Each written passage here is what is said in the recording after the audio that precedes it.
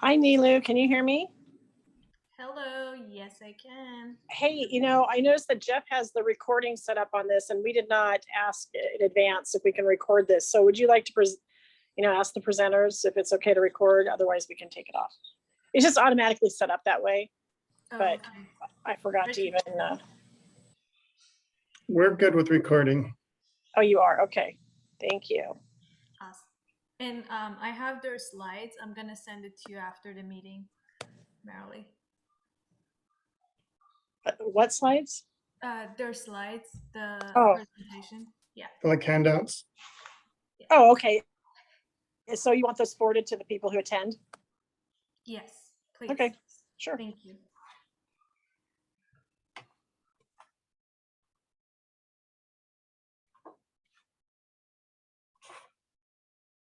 Well, again. Hello. I'm going to take my birds out because they're going to talk when I'm going to talk. I'll be right back.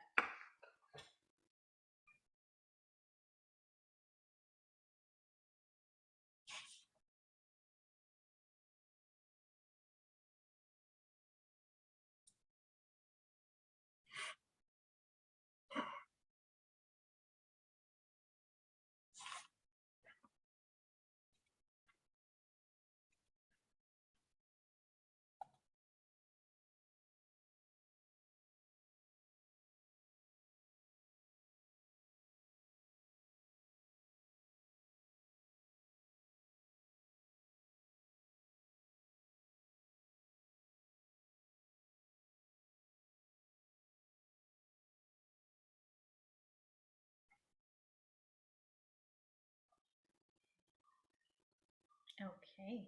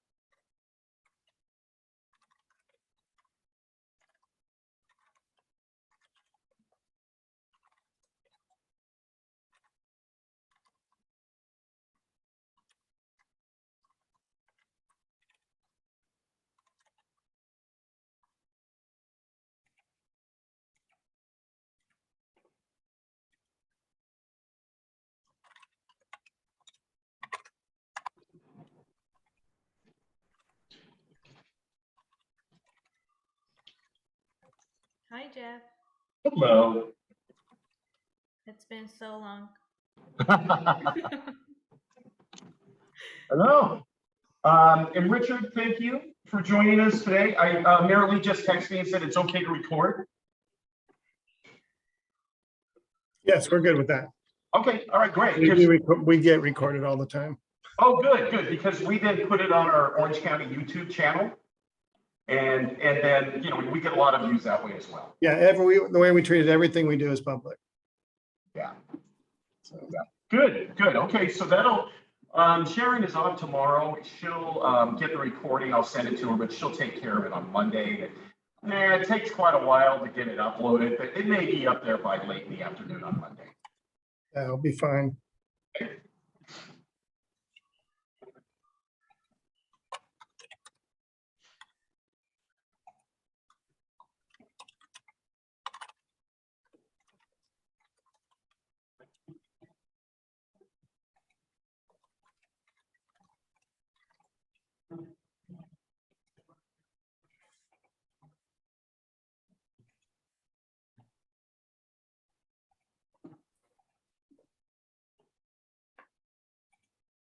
I'll put the first slide up here in a couple of minutes. I'll wait for that.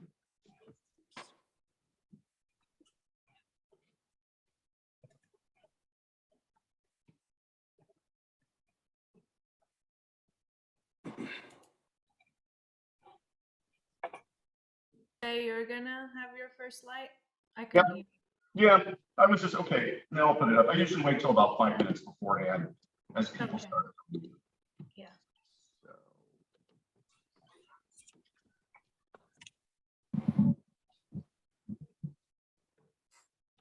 When it does this. Now it puts the your screen sharing right over the thing that I need to click in order to enlarge the screen. Dang it. Yep, gotta have two Well. screens for these things. There we go.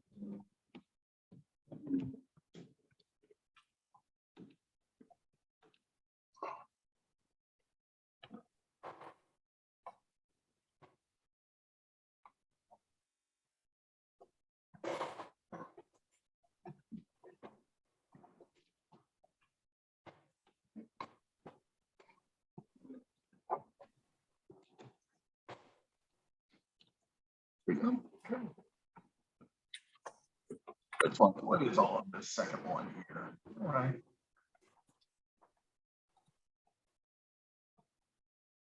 Okay.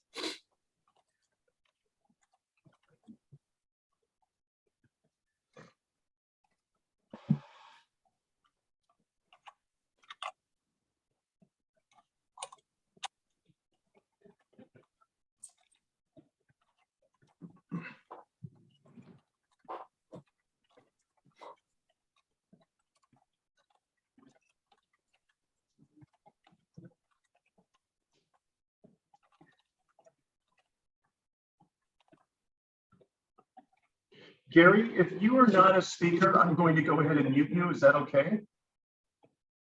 Well, I am a speaker, but you can You mute are. me if you Okay, want. I didn't know. That's fine. That's fine.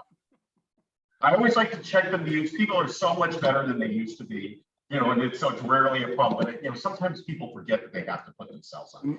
I'm in fact the first speaker, so after that, I'll mute myself. Oh, that's perfectly fine. Thank you so much.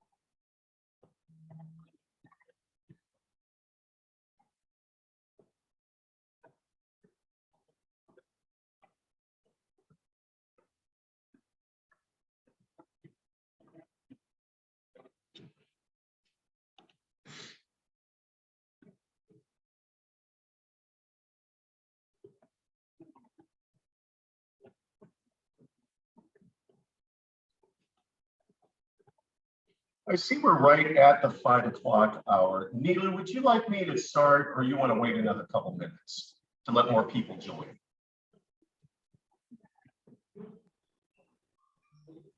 Should we wait for about like 2-3 minutes? Because Yeah. I think we have still. Yeah, Yeah, please. we'll do that. All right, thank you. Sure.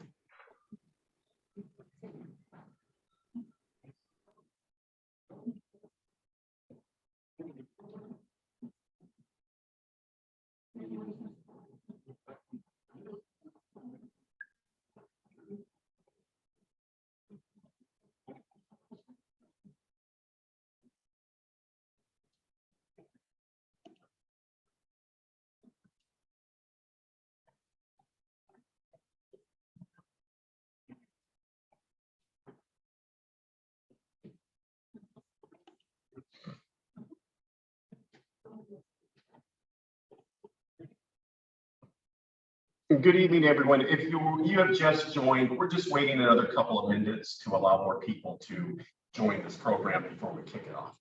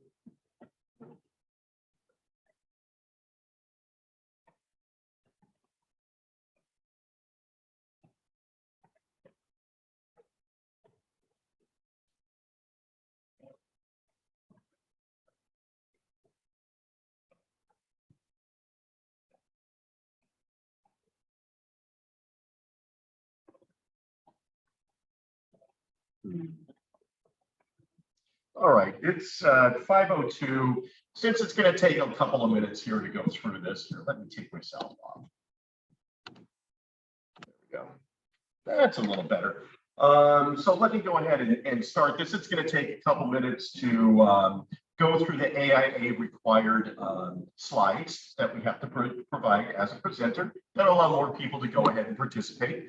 Many of you know me. I'm Jeff Gill, the Executive Director for AIA Orange County. And welcome to today's program. These healthcare events have been awesome, to say the least. I know this one is going to be just as good. I'm looking forward to it. But first, we got to take care of some AIA business. And that means I have to do some reading here. So today's program, HCAI, Emergency Design Guide and Update. You will receive 1.5 AIA HSWs. Orange County is the provider. There's a provider number, and then also our program number.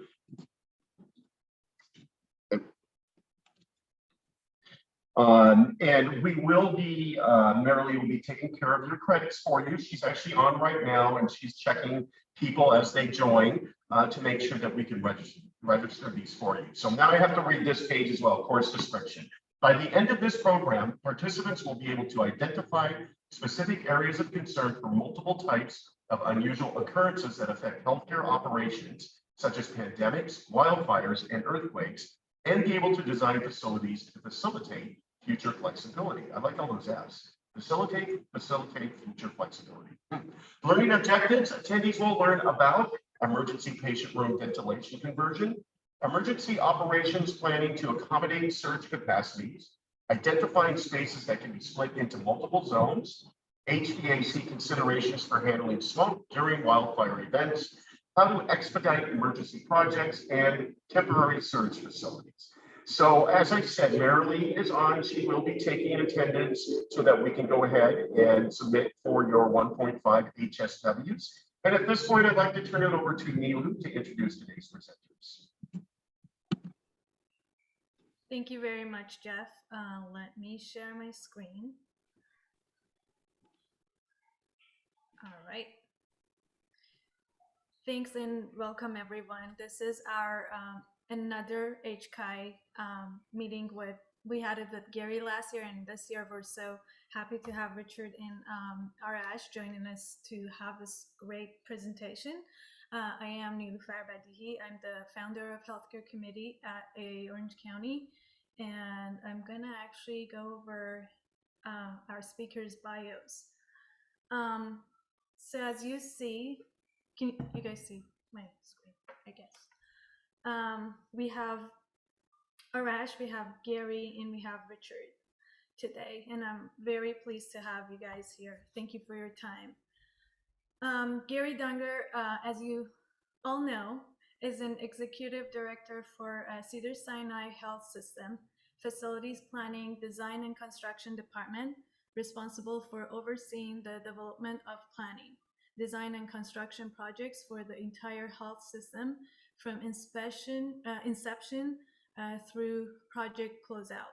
Formerly, the Ashbat HCAI now, Business Process Manager, Chief Fire and Life Safety Office, and Regional Compliance Officer. Gary has been involved with health facilities construction for 30 years. Welcome, Gary. Richard Tanhal, he's an architect, is the Deputy Division Chief of Northern California and Acting Supervisor of the Building Standards Unit with the Department of Healthcare Access and Information, HCAI, a licensed architect since 1995. He has over 30 years of architectural experience, of which over 25 of that is in healthcare. Richard's specialty has been in project management, building code, and construction administration. He has been with HCAI since April 2015 and has worked in both plan review and building standards for code writing, interpretation, and public outreach. Richard just finished revisions for the 2022 code cycle. He is active with the HBSB as a staff participant. He assisted in the development of the pharmacy sterile compounding guidelines and new dietary guidelines, and is currently working on a new psychiatric facility guideline in cooperation with the California Department of Public Health. Richard is developing an emergency guide to design and best practice for facilities that want to proactively prepare for future emergencies. He is also on the ICC/NEHA International Pandemic Task Force. Welcome, Richard. And we have Arash Altuntash, PhD SE. Dr. Altuntash completed his graduate education at Stanford University in 2004 and is a registered civil and structural engineer in California. He served as an engineering consultant, project manager, and a part-time lecturer of structural engineering before joining HCAI, the Ashbat, in 2018. He is currently the Deputy Division Chief for Southern California, overseeing the inspection services, fire prevention, architectural and engineering, and field operations units. He enjoys listening to audiobooks in his spare time, working on his culinary skills, and exploring new recipes. And welcome, Arash. And again, thank you for being here tonight, and I'll give it to Gary.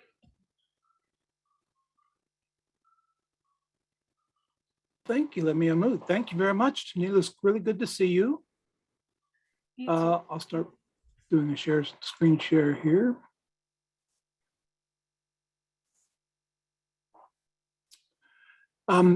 Thanks again, everybody, for having me here again this year. I always look forward to this time of the year when I get to come and hang out with you guys, do a little educational opportunity, speak about what's going on both in the healthcare construction industry and with HCAI or Ashbat specifically.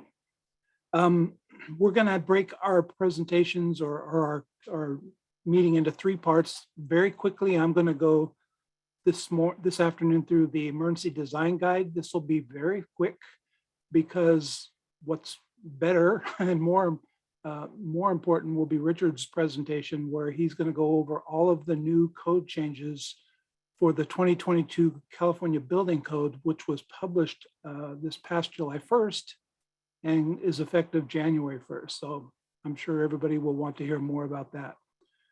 So, and then at the end of that, Arash, Richard, and I will be available for any questions that you have, whether it's about the material we're covering or anything else that's on your mind that you'd like to know about the world of HCAI. So jumping into it, going further, talk a little bit about the Emergency Design Guide. The reason I'm going to go a little fast is because when we decided to present this material at today's event, we anticipated that the Emergency Design Guide will be published, and it is very close. The final draft is complete, and we're doing some final polishing. But in looking at the final draft, we found some things that were omitted and some things that needed to be updated. So this has not been published yet. It will be published by the end of the year, however, so you get to see it first before anybody in the state. I'll talk a little bit about what this design guide is. Why do we even have it? It's obviously in response to the pandemic. And during the pandemic, facilities were struggling with different ways to provide safe patient care. Gary, Yeah, you're not sharing your screen. really? Okay, that's kind of embarrassing. Oh, I got to click that word share.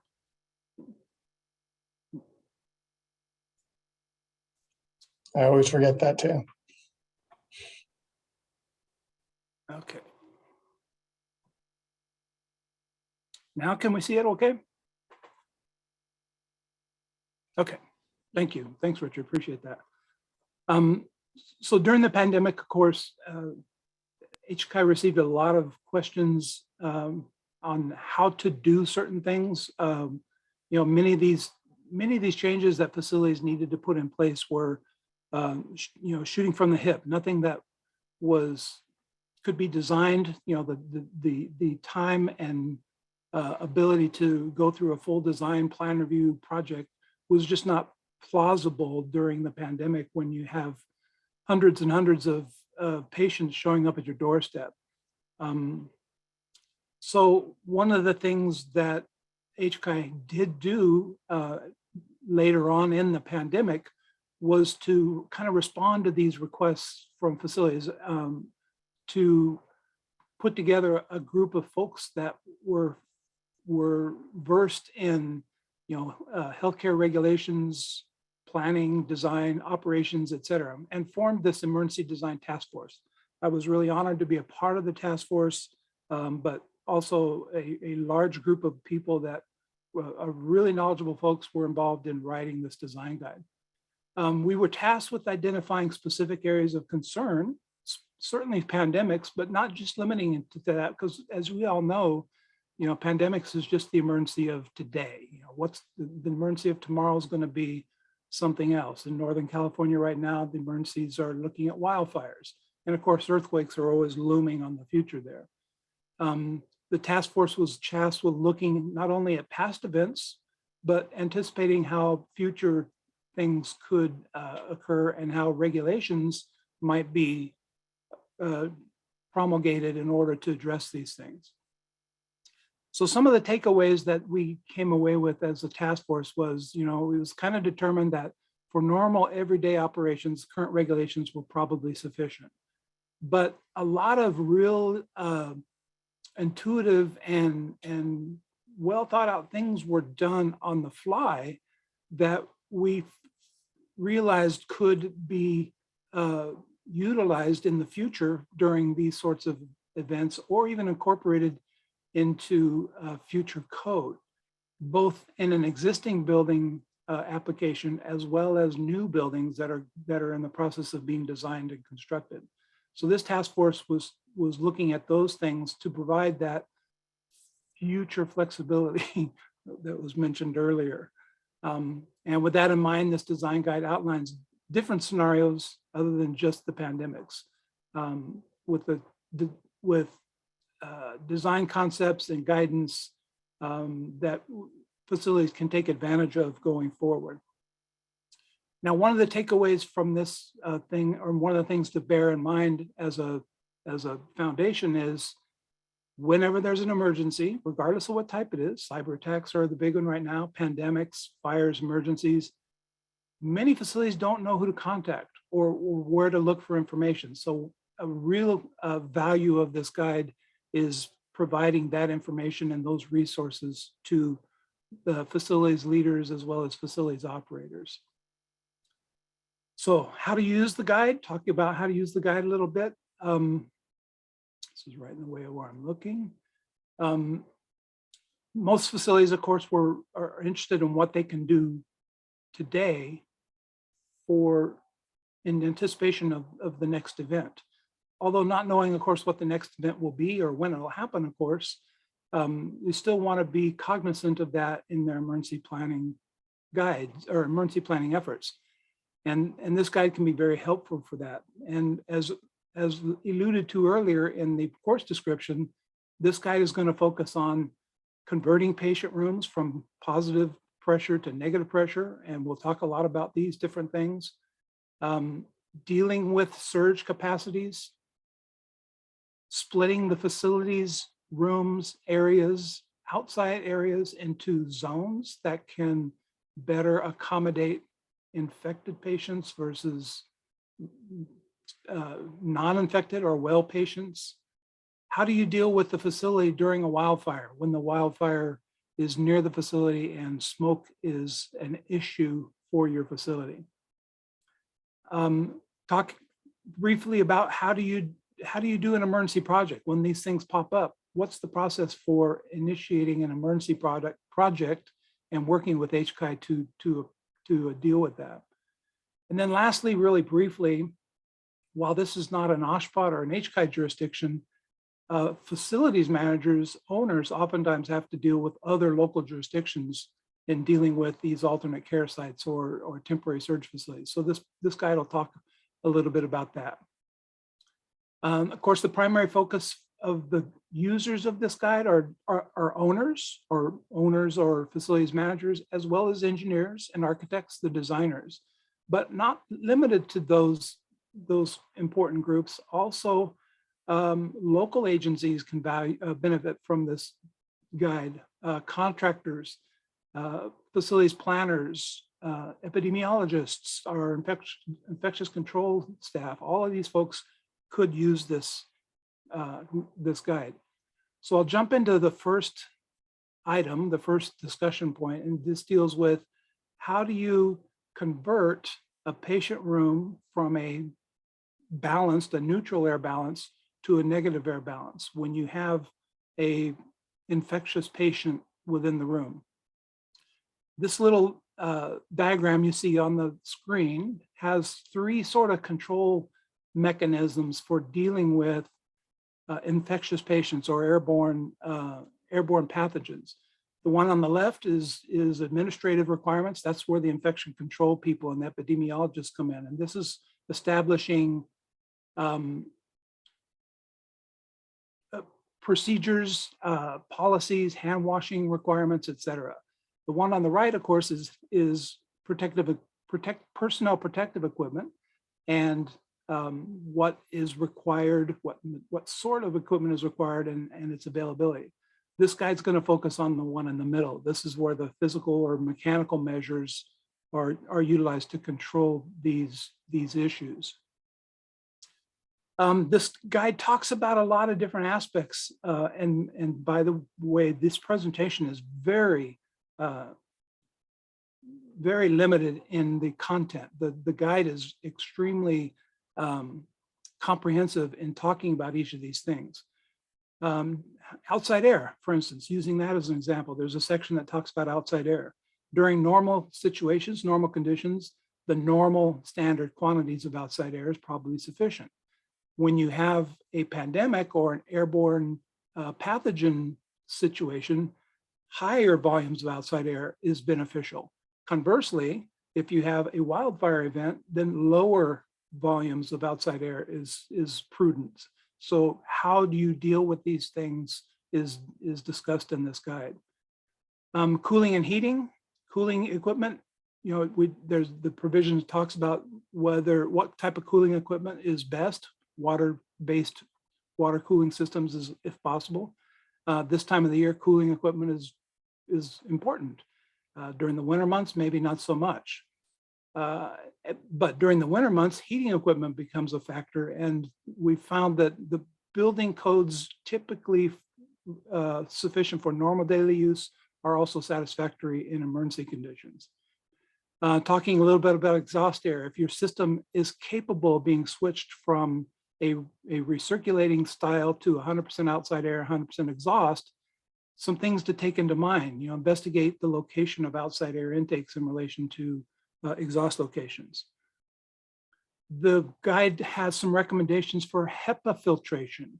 One of the best solutions would be to be able to replace the MERV 8 or MERV 10 filters that are currently in the facility with HEPA filters. Now, we all know that there's going to be limitations in doing that. And of course, the existing air handlers may not have the ability to do that. Airflows will be reduced, pressure values will be decreased.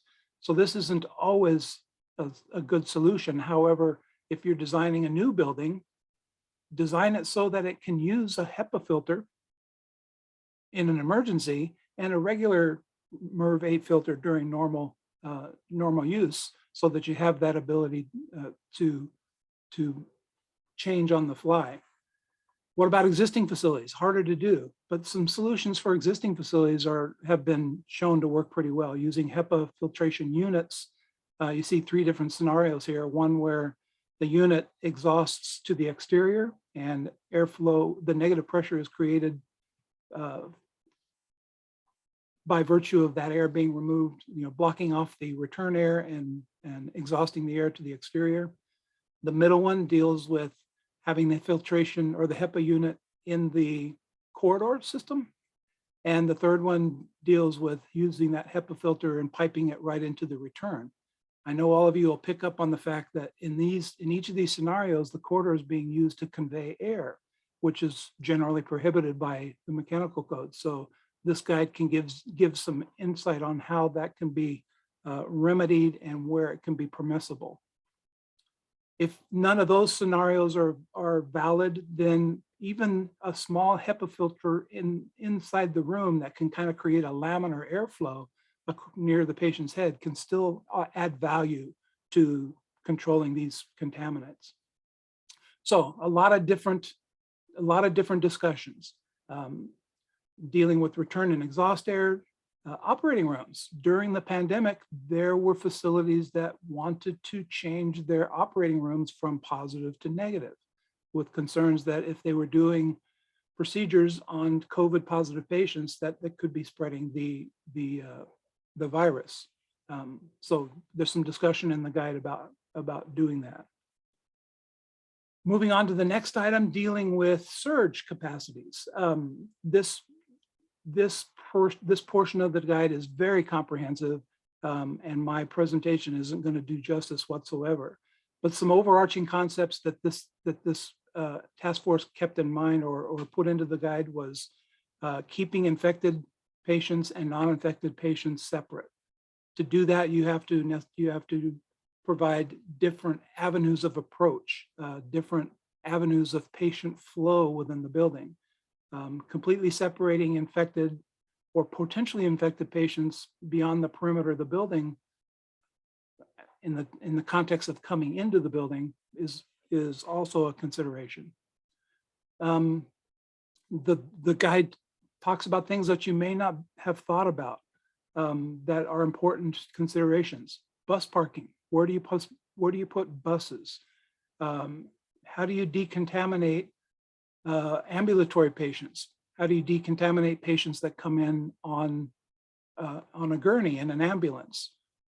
Different entries for decontamination or persons that have fever versus patients that do not exhibit any symptomology.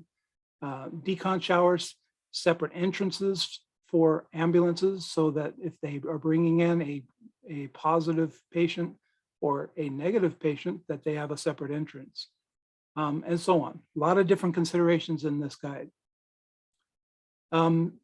It also, of course, talks about separating into multiple zones. If you can, a lot of the problems that we experienced were folks in the waiting room. You have people coming into the ER that are sick with the virus, and that are in the ER not sick with the virus and taking the virus home. So providing separate areas or separate zones within the waiting rooms, separate areas or zones within the emergency departments, patient flow from the emergency department to other portions of the facility for services like radiology or operating rooms. All of these different things are discussed in great detail in this guide. The next item of discussion is dealing with smoke events, or dealing with wildfire events, and handling smoke during those events. Probably the simplest but yet the most complex component of dealing with these events is having a plan, establishing a plan. And the plan includes, of course, having all of the supplies that are necessary on hand and immediately available to implement when needed. So we call this a smoke readiness plan. Develop that smoke readiness plan, get everything in place that you need. And then, as with all good things, test the system when you don't need to put it into place. You'll test it before the event, and when you test it, then know when it's going to be time to implement it during the smoke event. When you have to implement it, the smoke readiness plan during an event, monitor the effectiveness of the plan, and then make adjustments. Nothing is ever absolute.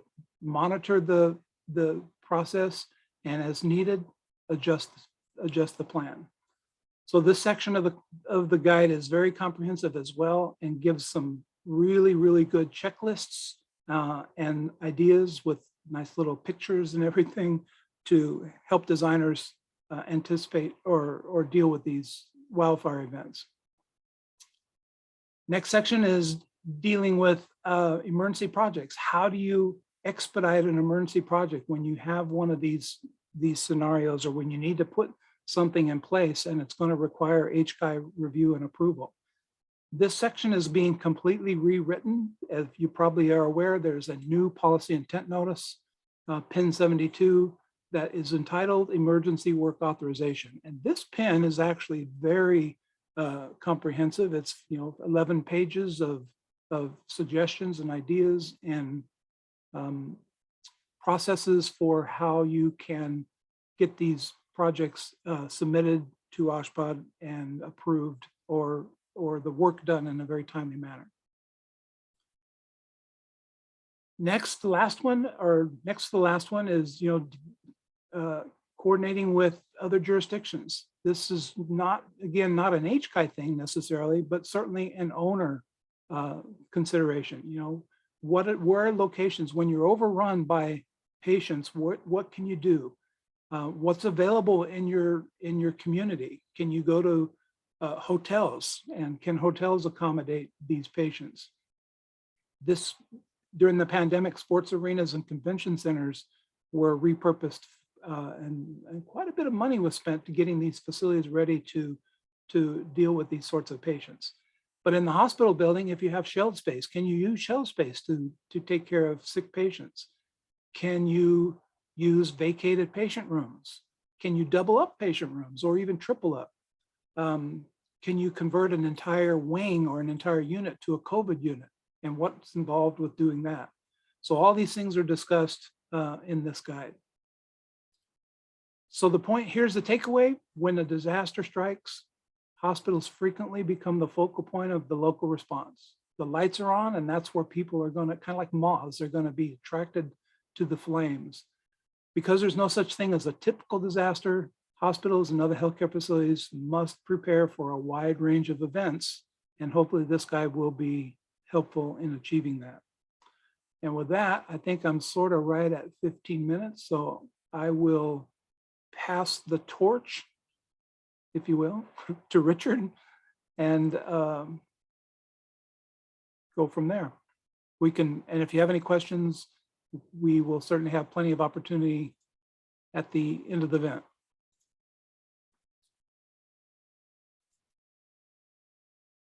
Stop.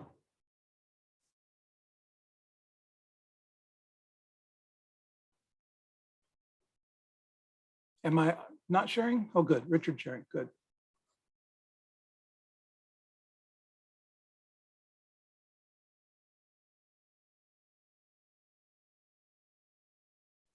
Oh, there it goes.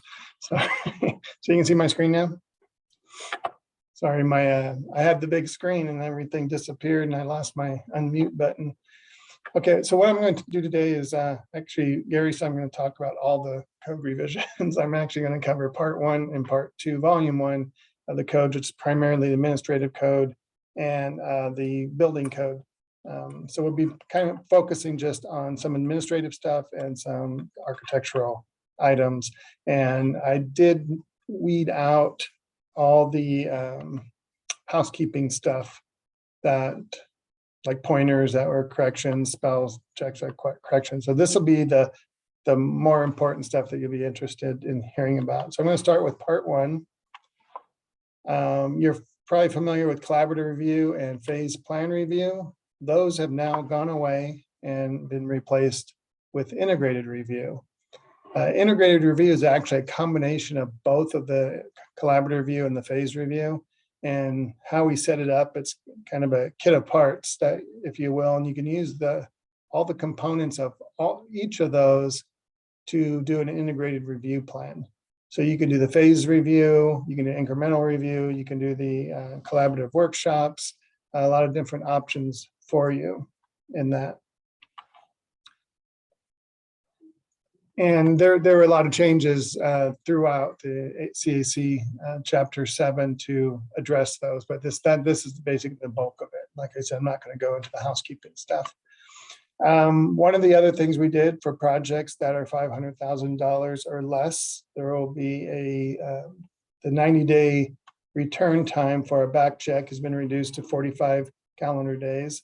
The reason for that is projects under 500,000 are a lot smaller, and the whole idea with the anticipated approval dates is that we're turning them around quicker. And so we're narrowing the turnaround time on those projects also for the design team to get those back to us so that we can better expedite these projects as a complete team. Okay, but anything over $500,000 will still be at the 90 days. For projects that go into suspense or there's very little work, there is going to be a requirement that every year there must be 10% of progress made on those projects. Believe it or not, we've actually had projects where they'll put up a wall and say we're doing work. The next year they take down that wall and say we're still doing work. Following year they put it back up.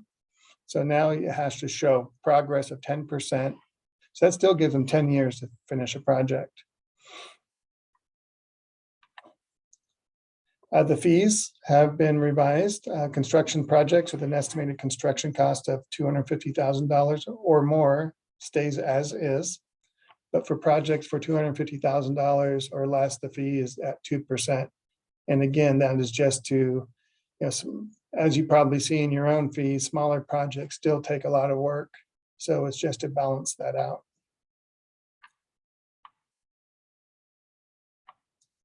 So that's all for the administrative code, or the bulk of it.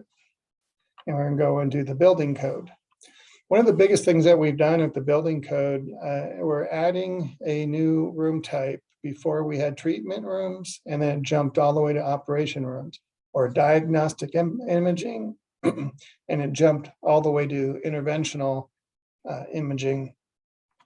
So what we've done is added basically a line with HCAI, and we're adding a procedure room for the medical side, and we're renaming the imaging rooms to class 1, 2, and 3. Class 1 being your diagnostic, class 2 being equivalent to a procedure room, and class 3 being your interventional style imaging rooms.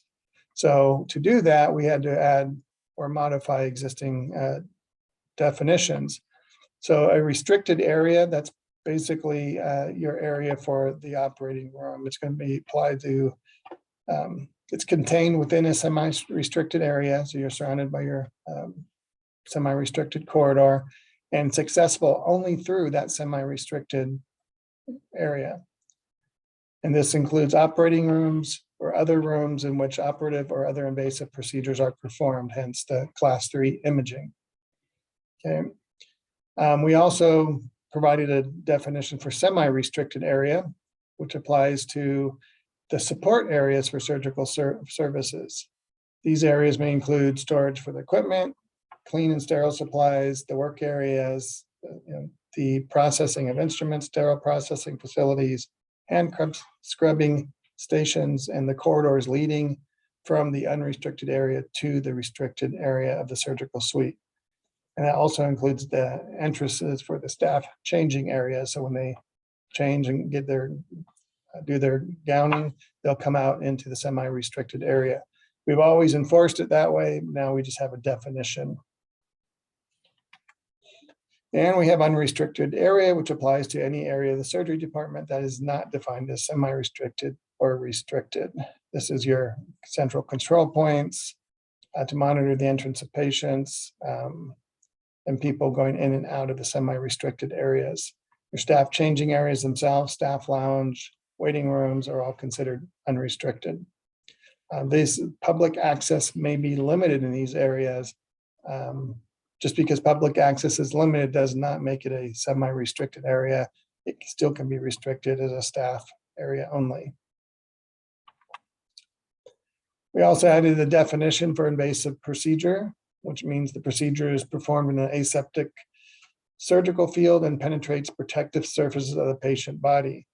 Invasive procedures may fall into one or more of the following categories: basically entry into or opening of a sterile body cavity. And a lot of this doesn't pertain to architecture, but it kind of defines the procedures that are going into these rooms. So it'll help guide you to, when you're working with facilities, to better define what level of room they need. I'll continue. It involves insertion of indwelling foreign body, incision and grafting of burns that cover more than 20% of the body, and does not begin or open as an open procedure, but is recognized as a measurable risk of requiring conversion to an open procedure. So you'll see some class 2 imaging may be considered invasive or possibly, transfer to a more invasive environment depending on the procedures. And this is why we require in the functional program that the list of procedures are identified, because our staff are not qualified to determine, yes, that's invasive, or no, it's not. We actually do send all of these to CDPH and they make that determination, or basically in agreement with the functional program. Are these procedures okay, acceptable for the environment that you're proposing?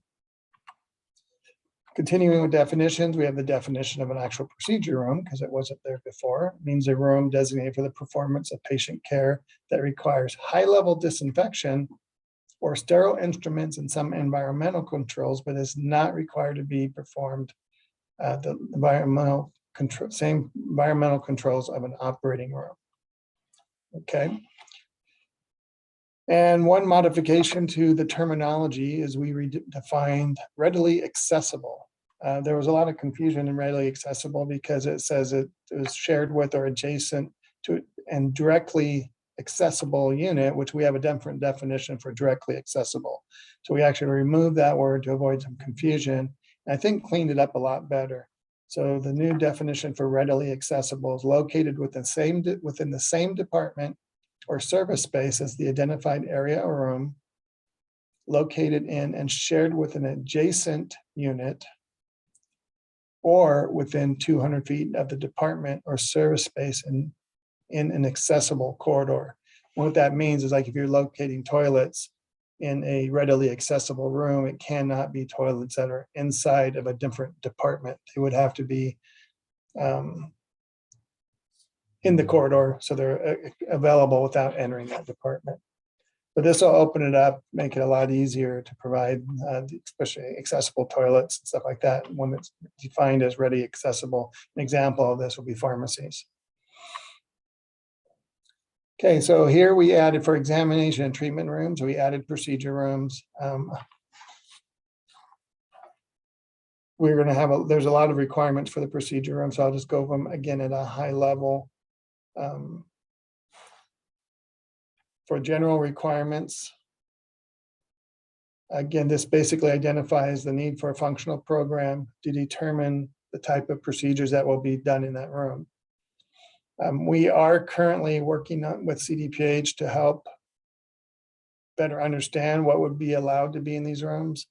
And we are actually going to be seeing, you'll see a modification to this code, even as before it's even out, that we're going to make to help clarify. The location of the procedure room shall meet the requirements of a semi-restricted area. Note that it does not have to be an operating facility. The procedure room shall be permitted to be accessed from a semi-restricted corridor or from an unrestricted corridor. So this can be in the an office suite or a practicing physician's suite and be just off of a regular corridor, but the room itself will be semi-restricted, but the access to it will not be. The space requirements, we're looking at 130 square feet. If anesthesia is administered, it'll be 160 square feet. The clearances around the bed are going to be 3 foot 6 inches on each side and 3 feet at the head and foot. And again, if anesthesia is required, it'll be 6 feet at the head. Fixed encroachments into the minimum floor area shall be permitted to be included when determining the minimum clear floor area, as long as the encroachments do not extend more than 12 inches. And where a sterile field is provided, the encroachment shall not extend into the sterile field at all. The encroachment width along each wall does not exceed 10% of the length of the wall. So if you have the 12 inches, it can't be more than 10% of that wall. So these are a lot of issues that we face on a day-to-day basis when we see any type of operating room or procedure room come in, imaging room. There's always the little nuances of these clearances and the obstructions or encroachments. So we're trying to clarify this as much as possible to give the best direction. And also, in addition to the clearances, you required to have a documentation area, either written or electronic. And if it is written, it must have a direct view of the patient. And patient privacy shall be provided. So you're going to have your STCs and all that. And a hand washing station will be required in a procedure room, but it can be substituted if there's a hand scrub station directly accessible to the procedure room, which will be typically outside the entrance door to the procedure room. And if you do have the scrub sinks, you do not have to also provide the hand washing station, even though we are seeing both being added for flexibility. Whereas in an OR, you're not allowed to have the hand washing station within the OR. That's it for the procedure room. You'll see some more about it here in a second. But one of the other changes is for the medication prep room. It's always been if the prep room, medication prep room is provided, it needs to be directly accessible from the nurse station, which basically means a door from the nurse station into the room. That requirement is going away. It still must be secured, either card reader or key controlled, but it does not have to be directly off the nurse station. Here's just a real small change that we're doing for all those that work on clinics. It's always been misinterpreted that clinics require nurse call. And the clinic only requires nurse call if, depending on the services it provides.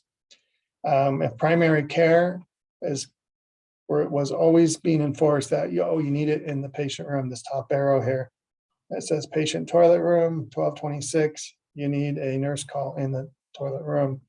If you actually look at the requirements in 1226, it actually skips over the nurse call requirement for primary care facilities. But, and the electrical code actually refers back to this table. So it is causing a lot of confusion. So now we're just adding a subnote 1 here that says not required for primary care, chronic dialysis, rehab, or psych clinics. Okay, so hopefully that'll eliminate a lot of our phone calls. So this is the table that we're actually defining what's required for the different room types, exam and treatment room and class 1 imaging. If you notice here, the use for an exam room is basically care that may require high-level disinfectant or sterile instruments, but does not require environmental controls of a procedure room. And then you look at the class 1 imaging, as I mentioned earlier, it's diagnostic, radiofluoroscopy, mammo, CT, ultrasound, all these services. And the use is services that use natural orifice entry and do not pierce or penetrate the natural protective membranes. What we found out, this is where I said we haven't changed. Once we were reviewing this with CDPH, even though we got their blessing on this prior to submitting these changes, once it was really looked at again, they realized this last sentence here under class 1 imaging was very restrictive. Basically, anything that uses a natural orifice entry and do not pierce or penetrate the skins, that means you're limited to very little work, no needles, no nothing.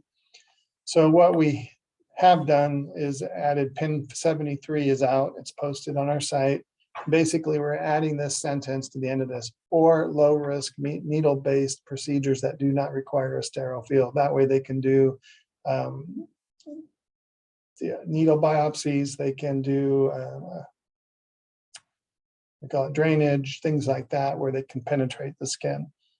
That will be corrected in the intervening code, but until then, pin 73 will clarify this issue. And back to the procedure room, this is the requirements. Oh, I was going to say, if you look at these, the uses are the only thing different. The room types, both are unrestricted. The location, access from unrestricted area. The surfaces are identical for both exam room, treatment room, and class 1 imaging. And you'll find that similar for procedure rooms and class 2 imaging rooms. Again, the access or the room itself is semi-restricted, but it could be accessed from either an unrestricted or a semi-restricted area. Again, the flooring requirements, the wall finishes, the ceilings, the requirements are the same for both of them. Okay, but the procedure room is for patient care that requires high-level disinfection of the room, sterile instruments, and some environmental controls. But this is the same definition we had earlier, but does not require the environmental controls of an operating room. Example is endoscopic procedures. For the class 2 imaging is diagnostic and therapeutic procedures such as coronary, neurological, peripheral angiography, electrophysiology procedures are examples. So there's a lot more flexibility in both of those. And previously, if you're doing any of these procedures, it was forced to be either in an operating room or an interventional imaging, which in a lot of cases, just upgrading your equipment, you say your CT to a new piece of equipment, the facilities actually had to either relocate that room to an OR setting, a surgical setting, or provide an environment around the existing one to meet those requirements. So this will provide, depending on the procedures, they won't have to do that anymore. And then operating room class 3 imaging is not changing. The same requirements are there. It's just spelled out a little differently. Again, operating rooms are restricted areas as class 3 imaging, and they're accessed from a semi-restricted area. One of the other things, this actually changed, I think in 2016, where they had to have separate support services in each unit, which required a utility, soil utility in every room, clean utility in every room, every unit, clean utility in every unit, a nourishment room in every unit. And what we have in this code cycle, we backed off of that. And if it has, and it's basically stated, if it has direct access to the unit, some support areas may be arranged and located to serve more than one nursing unit. Because what we've seen were parallel nursing units that shared a central core of support services. So you might have a soil utility room or a clean equipment room that had a door out to each unit. And previously that was not allowed anymore. They would actually have to put a wall between it to have their own. And that didn't make any sense. So we did change this language so that if you had direct access from the unit, you can still do the back-to-back or shared services. And some of those examples of that with the nurse or supervisor office, before you had to have one on each unit. Now the office shall be provided and may be shared between adjacent nursing units on the same floor. Also cleaned up clean utility room. Again, if they can be shared between 2 units if you have access to it from that unit, both units, or 3 units if that's possible. Soiled utility room, nourishment area, and equipment storage were all revised to allow shared access. Another thing a lot of you may be happy to see is the special bathing facility is no longer a requirement. This is the roll-in gurney shower that was provided previously for every 100 beds. A lot of facilities didn't use these. I actually have found probably 2 facilities I know of that actually do use them based on the services they're providing.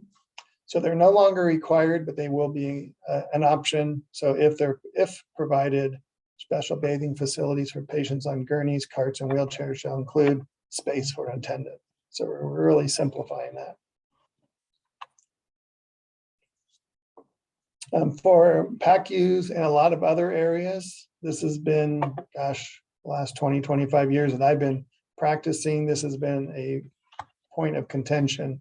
The space between the foot of a gurney and a adjacent wall for circulation within the PACU, within the emergency department. When you have open bays, that clearance, it was a constant debate, you need 8 feet from the curtain to the next curtain, et cetera, and had to have this exit aisle. We're clarifying that you need 5 feet shall be provided between the sides of the gurneys or beds, and a minimum of 3 feet. And a lot of these we're doing throughout so that everything aligns. If it's multiple bay or a room, they're going to have the same requirements. There are a few exceptions to that, but mostly they're all going to be in alignment. And the exceptions are because of the medical needs, not because of us not coordinating it. So what we're putting in there is a minimum width of 6 feet of access circulation outside the curtain shall be provided. And then we're pointing to patient bay under patient care locations under the definitions. But basically from the cubicle curtain to the next cubicle curtain is 6 feet, or from the cubicle curtain to the nurse station is 6 feet. Okay, so if you have, and we didn't say from the foot of the bed or because you might have a bed turned sideways. So we're trying to make this really clear so that we don't run into those issues in the future. Another thing they were doing based on new technologies, previously the basic services always required at least 1 fluoroscopy room. And now they will have an option, the facility will have an option of using a CT room instead of fluoroscopy for their designated service during an emergency. So that's why it says on approval of the licensing agency, they will have to get that approved. And the only reason we put that in there is because Title 22 still says fluoroscopy room. So if CDPH agrees to the CT, which a lot of them can do x-rays, those will be allowed. And CDPH has not rejected this yet, just because they know their Title 22 is out of date. So that will be a big issue. And some of the seismic requirements for imaging have been changed to also allow for other than fluoroscopy rooms to be seismically certified. And it's up to the facility to state which will it be. Both are not required, only one will be required. And this list will probably expand in the future. But for now, we are allowing either a fluoroscopy room or a CT room to be considered the room of choice, if you will, after an emergency that will remain in operation to serve under emergency conditions. Okay, here we're just taking space for processing or viewing and adding or viewing, because they're not really processing images anymore, but they do view them. And we added clarifications under hand washing stations for the different levels of room. This goes back to the treatment room, procedure room, and surgery. So this will just clarify also for the class 1 imaging room, class 2 imaging room, class 3. Again, the requirements are still the same as we just discussed. Class 1 imaging as well as a treatment room will have a hand washing station. A class 2 or a procedure room will have a hand washing station or a scrub sink, and scrub sinks will be required for class 3 or surgery.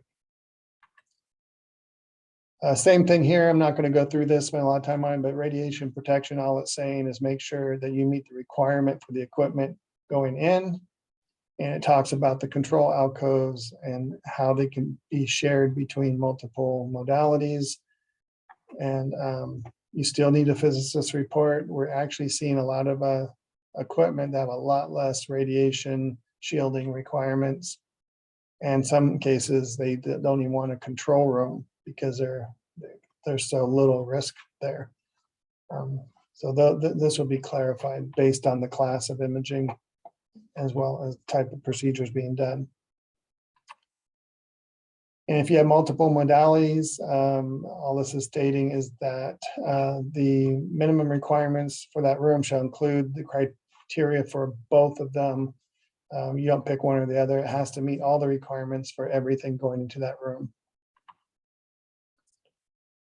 MRI, I'm not going to read this, but MRIs, we've actually included the safety zones. That's never been in code before, but constantly enforced. So now it is codified.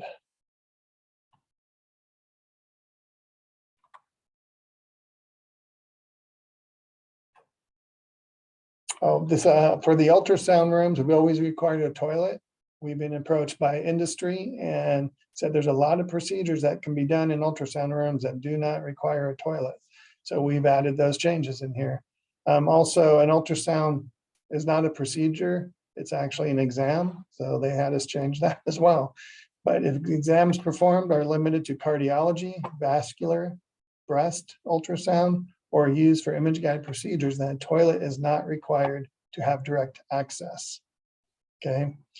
And also providing an option for a lot of the ultrasound rooms, they have their own processing room for cleaning. So we're matching that of the other similar type procedures like endo and stuff for the little processing room they use there, and just showing what requirements would be required if provided.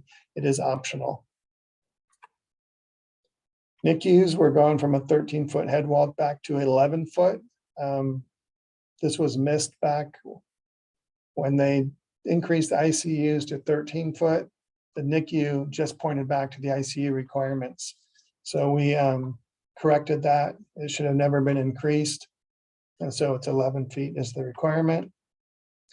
And this is for pediatric and adolescent units. This was actually in alignment with Title 22. That the patient room shall have direct visual observation between either a centralized or distributed nurse station. We actually, as Gary was saying, we've actually had projects done where they didn't have this visibility and they had trouble getting their license. And so that would be, and the other issue was that the code previously, an examination room or a treatment room would be provided in a pediatric unit. Title 22 actually says an examination and a treatment room shall be provided. And that too has provided some problems after the fact because they picked one or the other and couldn't get it licensed. And the other thing, all these changes came from CDPH, by the way, when they looked at this. A play room is required. It's not an area. It needs to be a physical room, and it too shall have direct observation. Now, CDPH is rewriting Title 22 right now, and I'm actually assisting them in doing so. So if anything's changed, we'll be making another code change. But right now, we'll be in alignment with what Title 22 currently requires. Jumping over to the psych unit, this is just an introduction. A lot of people don't realize that 1224.31 psychiatric unit space is actually for a medical unit. So this is a medical unit that also treats psychiatric patients. And that 1228 is for more of a non-medical or ambulatory care that we typically see. And so we're just, actually the language was there before, but it was kind of buried at the bottom. So we're just moving it to the top to clarify that. And also for psych, and this would be both for the 1224-31 section as well as 1228, we're eliminating the activities for daily living requirement for occupational therapy. That's the fake kitchen. That was, and an apartment, the bed and all that, because that was actually more for medical use and not for psychiatric use. And so that has been eliminated, but items 1, 2, and 3 still are required. And then the, again, alignment with Title 22, there is still a 90-foot limit from a patient room to the nurse station in a psychiatric unit. So that has been added back. And it dropped out some years ago. Really quick, we changed the language for observation units just to match what the same requirement for an outpatient observation unit. And this is just a patient clearances around the beds. So I won't go into that. It's the same stuff you've seen before. For some reason, it just never aligned the same. So we just added that language to match. Jumping to SNFs. Basically, if you have a central bathing facility, it must have a separate a toilet provided that is directly accessible from each multi-bathing area. So if you have these central showers that aren't in the patient rooms, there needs to be a toilet also attached to that.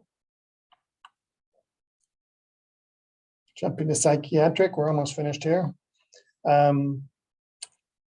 We're going to be seeing a lot of psychiatric facilities coming in, and we've actually been working with, we're actually in review of a psychiatric guide right now that'll be published probably in the next couple weeks.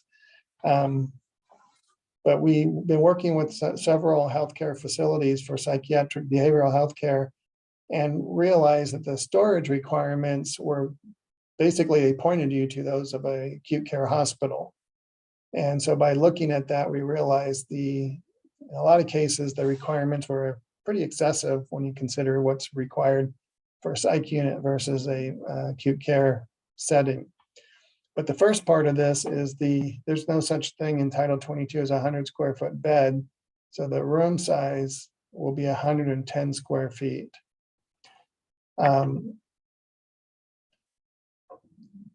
Just so you don't think the rooms are just getting bigger, there's also for clear floor space on the definition, it says excluding fixed objects, fixed furniture. We are excluding fixed beds and psychiatric units from that requirement. So the actual clear floor space, if you don't count the bed, is 110 square feet. So that's actually a savings on space. When we get down to equipment, supply, and storage, the requirement no longer points to 1224, but only requires 15 square feet per unit for equipment, supply, and storage versus, I think it's 20 square feet per bed. So it only requires a closet for storage. Gurneys and wheelchairs here went away. Gurneys going away completely from psych. We did add wheelchairs. I think it's on the next slide, so we'll show you that. And then for the dining area, there's always a battle about providing separate staff dining. It is a requirement in a psych facility to have separate staff dining area. And so we just clarify the language so that we're not arguing with people all the time, to be honest. That is a requirement. Back to the storage. General storage would be 10 square feet per bed. This is for the hospital general storage, not per unit. Again, supply is 15 square feet per unit. And here's where we're adding wheelchairs back, but gurneys are not required. And then food storage does point back to 1224 because that still applies. So the storage requirements in the psych facility got a lot less than they were previously. And I think this is the last slide for me is education for a 1228 facility. This is for when you have children of school age that are going to be there more than 30 days. You need to provide a classroom or training facility that has always been in 1224 33. We added it to 1228 to align. And if you do have any questions about this or anything else coming up, you can contact us at Greg's unit at hci.ca.gov and ask anything about your projects. So with that, I'll turn it back to Neela and go to Q&A. And we have Raj Atuntash joining us for the Q&A. So thank you very much. Great, thank you very much. That was a lot of information. Yeah, I went through it really fast. So if there's any questions. So I can't find the button to give you back the screen. So, oh, there it is. I got it. There you go. Got three screens. Things are all over the place. Sorry. Great, thanks. So if you have any questions, there you go. Well, Yeah, I'd like to also say that the handout will be available. Yeah. Everything we presented. Marilee's gonna send it out tomorrow, probably. You already got a question on that. While people are waiting to get their question here, I want to thank you for inviting us to let the HCAI side be heard and bring the community up to speed. As you see, there are a lot of code changes, a lot of updates, and these are because we listen. We look at the issues that are upcoming and we turn them into the code. Richard is wearing many hats in HCAI at this point, and one of them is the supervisor of the building standard unit, and they are on the receiving end of the questions that are looking at the ambiguities of the code, the issues that are bugging people, and they are giving consideration. We're working closely with CDPH and facilities to find out what are the real needs, and we put them into the code and keep it coming. We are partnering with you design professionals, with the facilities, to make the California healthcare better one day at a time. Thank you. Actually joining us today. We have one question. You mentioned Title 22 was due an update. Is there a target date for a completion? As of right now, no, there's not. I can tell you that their process is very different from ours because they have to go to the Office of Administrative Law versus the Building Standards Commission. Building Standards Commission, we go through every 18 months, and there's a really refined process to do so, but they go through OAL and it can take years. So they're still writing it. So I wouldn't expect anything out for Title 22 for at least a year or two, probably closer to 2 years. Just because of their process.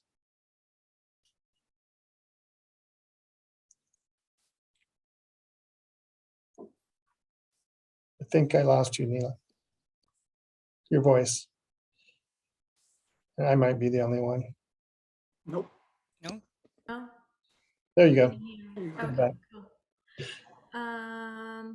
I don't see any more questions. So if you have any questions, please, I don't know, like, Jeff, is everyone still muted, or that's probably the reason that we don't hear anybody? Yes, everyone's still muted. Oh, you can't hear me.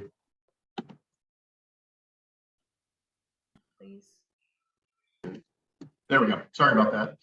Yeah, everyone's still muted, but they can take themselves off mute. Oh, okay, perfect. All right, thank you. There's another one. Is the emergency guide available online? Oh, that was my question too. It will be. It's not finished yet, as Gary said. We actually, because of the, we have a new emergency work authorization pin 72 that was just released a few weeks ago. And we're going back to the chapters that Gary was talking about for emergency contact, emergency resources, and we're updating that accordingly because it was not in alignment. The new pin is actually very thorough on what to do if there's an emergency at the facilities. And so we want them to align. So unfortunately it's delayed the printing. We were in final review and now we're going back making these edits and we'll do another final review. But Chris Tokus has challenged us to get this out in the next couple weeks. So it will be online when it's available. You'll probably be seeing the pharmacy guide out a lot sooner.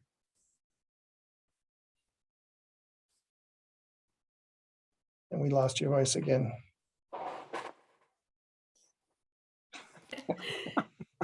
That would work. Hello. Good Okay. day. It Thank you. takes like about 5 seconds to get back. Thank you. I don't see any more questions. This is their chance. Yeah, I Yes, know. anything. I promised Nilu that you guys would ask Arash all the hard questions.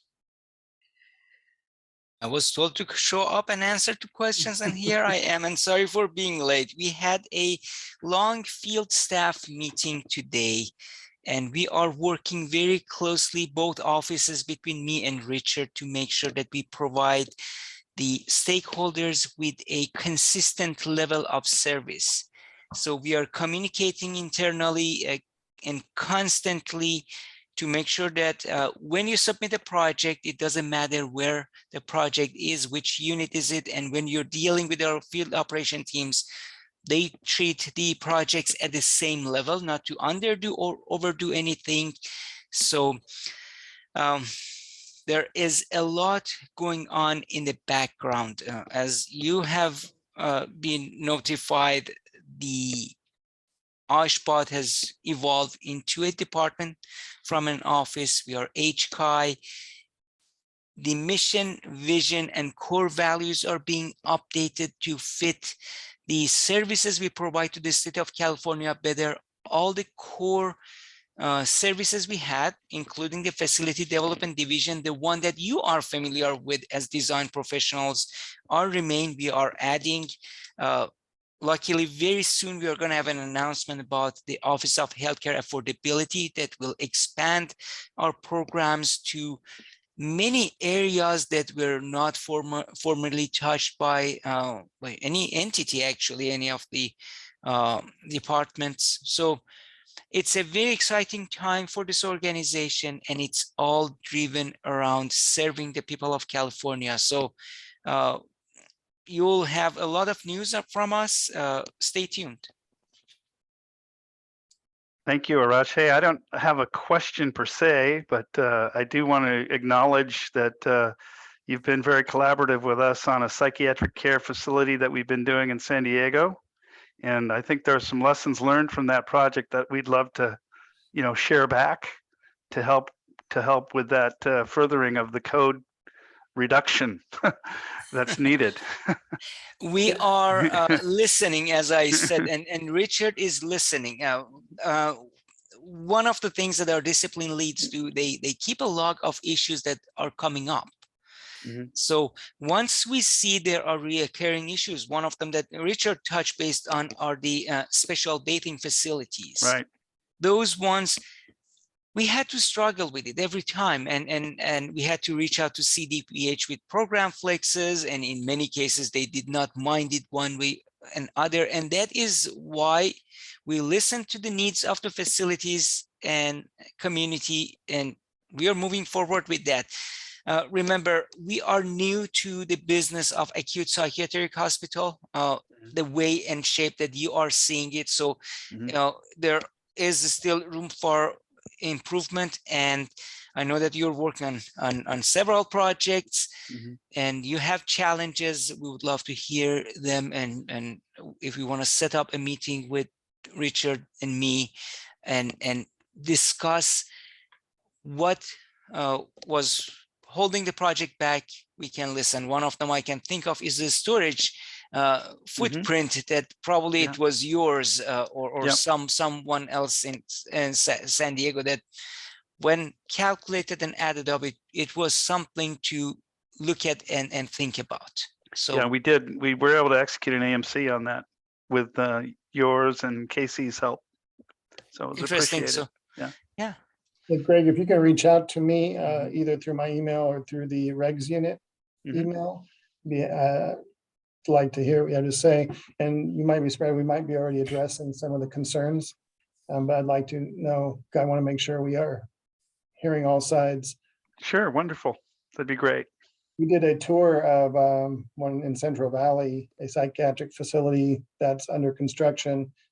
And they're like, the one thing we ask for is that you do a TIO for psych facilities. Mm. The TIO is OSHPA 2, OSHPA 5. So they got their wish, it was already done.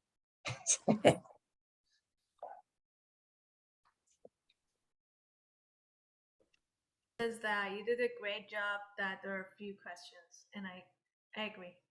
You guys did a great job. Yeah, we'll be doing a series of webinars, a 3-part series with the new code updates, probably in October, November, definitely prior to the end of the year, where we'll be covering everything that's changing. You guys got the bulk of it today. These are the high-end items. A lot of the other stuff are more housekeeping, but we're going to also cover structural, electrical, mechanical, and fire. Was there a larger email blast on pin 73? Because that just kind of came out of left field. I didn't know about that until we were dealing with it in a plan review cycle. They should all be blasted now. That's kind of our policy, but Yeah. check.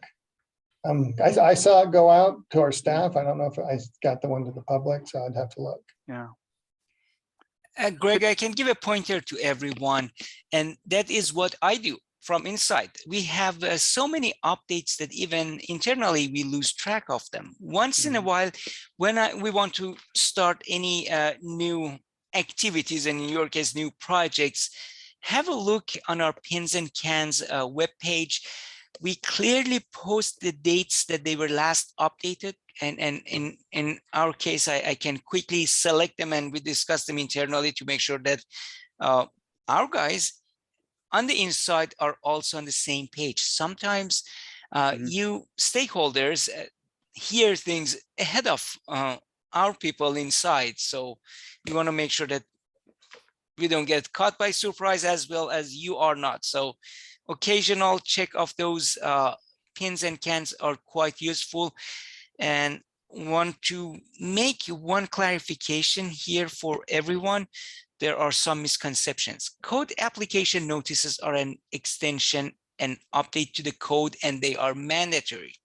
They need to be followed when you are doing the design. Policy intent notices, on the other hand, they are tools to make the life of designers better, and they are not mandated. These are options provided to the designers to help them and facilitate the design. So pins, they are optional per se on your end, and cans are required. On our end, we have to accept them. Those are our policies. So when they are referenced or used in the design, we are entertaining them, and we are obligated to follow through. Richard, if you want to add to that, or if I misspoke, No, please. that's correct. Pins are also used to put things out there prior to being in code. And that's what pin 73 we did, because I swear not more than a week after we got approval for the code, CDPH, the medical consultant said, let's rethink this language. And so we immediately put a pin out to let you know that there is more flexibility than what was shown, which is actually what we showed was even more flexibility than what was there before. So now it's even better, and it's more aligned with what the industry does. But there should have been an e-blast for those that subscribe to us. You should have received it. That's our policy, is to send out a blast for any either new pin, can, or revised. as well as the webinars. Good reminder to add your information and receive the emails. Since there is one more question there, Niloufar, if I may. They are asking that if we are going to change the OSHPD 1, 2, 3 designations to HCAI. Right now, there is no plan. These are legacy designations, so we are holding on to them as OSHPD 1, 2, 3, 4, 5. There is no immediate plan to change them, and they have been referenced at many occasions and locations in the code. So for now, it's best to keep them as is. Again, the office has changed, but facility development division is doing the same thing. And the parts like this, we are maintaining the name of OSHPD in the code. Yeah, we have actually been asked by the Building Standards Commission not to change it at least until 2025, just because of the amount of work it would take to do so.